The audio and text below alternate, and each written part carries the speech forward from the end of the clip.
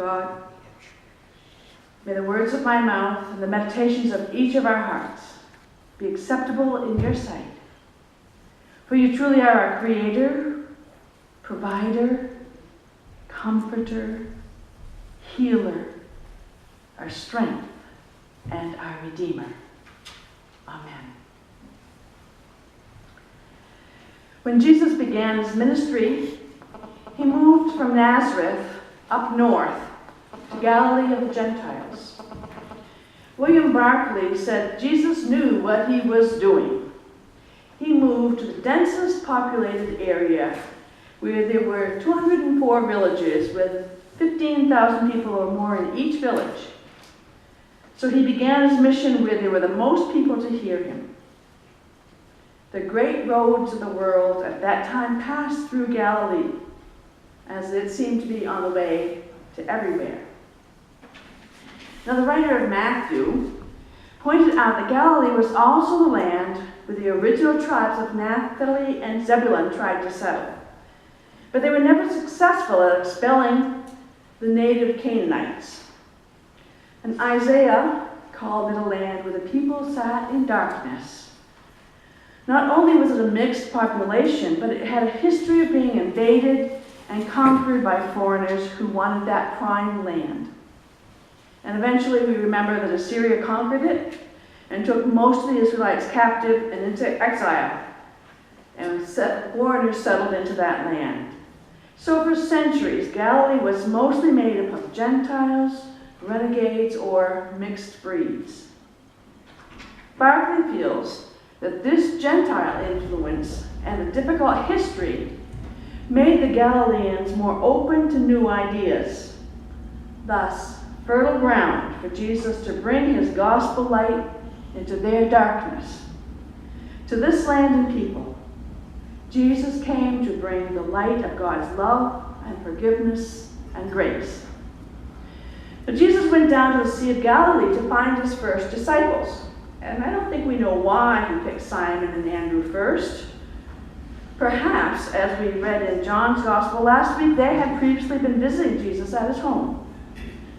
Matthew said that when Jesus invited them to follow him, they immediately left everything to become his disciples.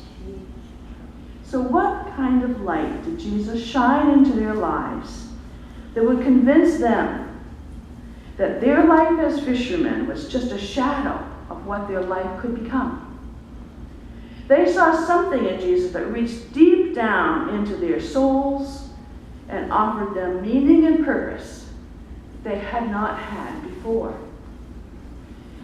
Madeline L'Engle said, "We do not draw people to Christ by loudly discrediting what they believe, by telling them how wrong they are and how right we are, but by showing them a light that is so lovely that they want with all their hearts to know the source of it." And Jesus surely is that light for us and for all kinds of people. Fortunately, we don't have to be perfect before he calls us to follow him. We know that Peter, for instance, was far from perfect, as were other disciples, and indeed all Christians even today. Actually, as we know, light shines brightest in the darkest places. There can be many kinds of darkness that we feel surrounded and engulfed by at different times in our lives. But Jesus is always available as the light we need to overcome any darkness or shadows in our lives. He knows better than we do what darkness we struggle with and what kind of light we need. Jesus spent his life on earth healing mental, physical, and spiritual illness, loving and caring for outcasts, the unlovable, setting them free from the bondage that either society or religion or sickness put upon them, letting them know that God did not put them under that oppression. It was humans that tried to either discard them or use them for their own agendas. Jesus constantly told stories and parables to express God's love and desire to protect each of his children, no matter who they are, no matter what the darkness was. that surrounded them. This week I got a friend email two true stories of men who dealt with darkness in their lives. The first one. Many years ago, Al Capone virtually owned Chicago. Capone wasn't famous for anything heroic. He was notorious for enmeshing the Windy City in everything from bootleg booze and prostitution to murder. And Capone had a lawyer nicknamed Easy Eddie. He was Capone's lawyer for a good reason. Eddie was very good. In fact, Eddie's skill at legal maneuvering kept Big Al out of jail for a long time.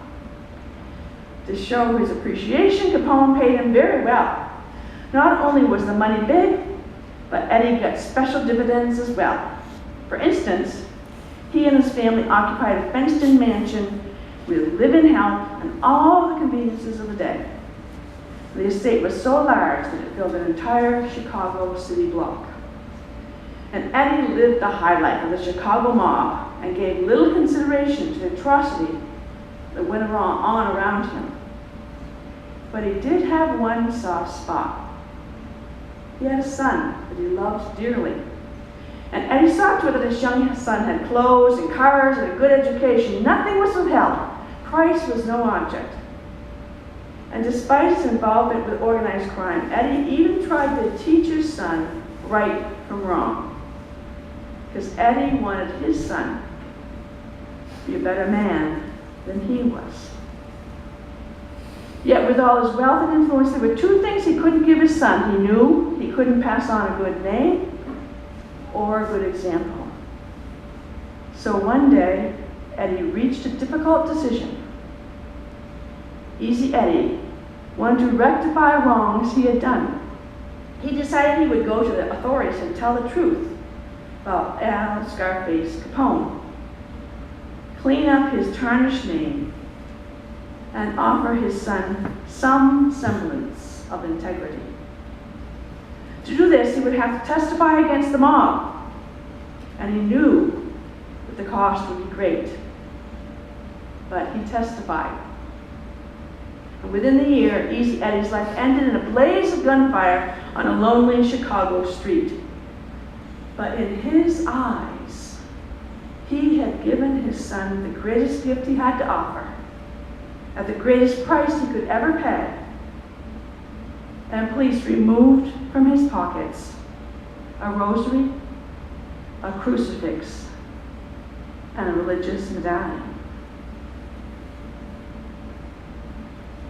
Now, we could compare his life to this other fellow. World War II produced many heroes. One such man was Lieutenant Commander Butch O'Hare. He was a fighter pilot assigned to the aircraft carrier Lexington in the South Pacific. One day, his entire squadron was sent on a mission. After he was airborne, he looked at his fuel gauge and realized that someone had forgotten to top off his fuel tank, and he would not have enough fuel to complete his mission and get back to his ship. His flight leader told them to return to the carrier. So reluctantly, he dropped out of formation and headed back to the fleet. And as he was returning to the mothership, he saw something that turned his blood cold. A squadron of Japanese aircraft was speeding its way toward the American fleet. And the American fighters were gone on a sortie, and the fleet was all but defenseless.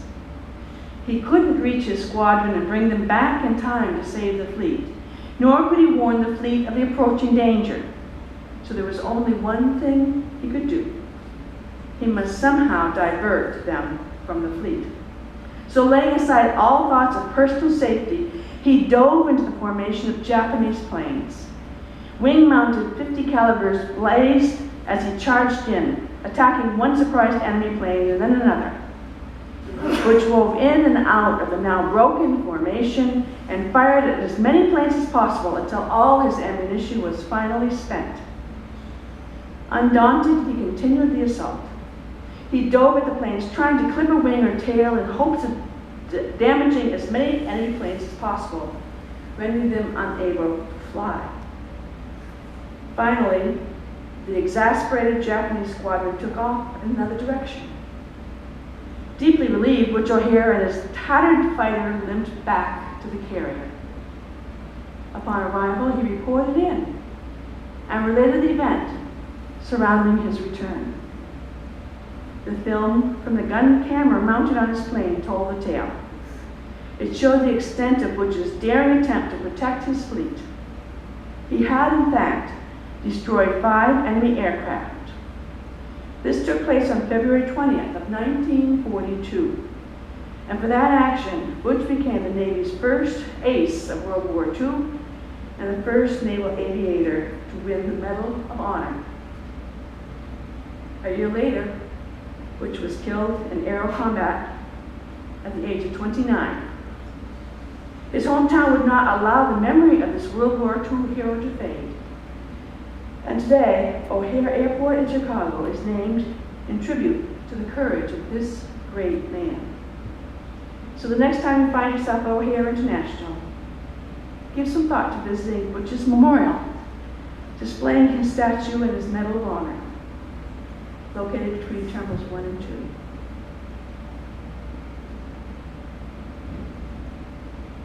So what do these two stories have in common?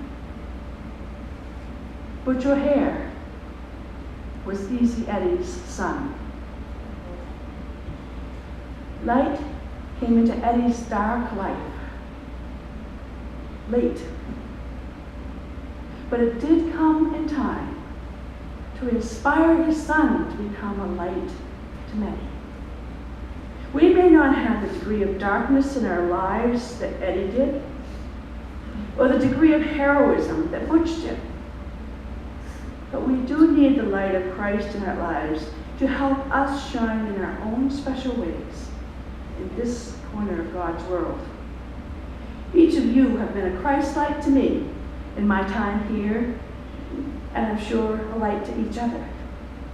There are little and larger ways that we can share Christ's light with one another and with the world. Let us make sure that we are open and ready to receive, accept, and share this wondrous light of salvation and grace with others, as the disciples of Jesus did 2,000 years ago and in all the ages since.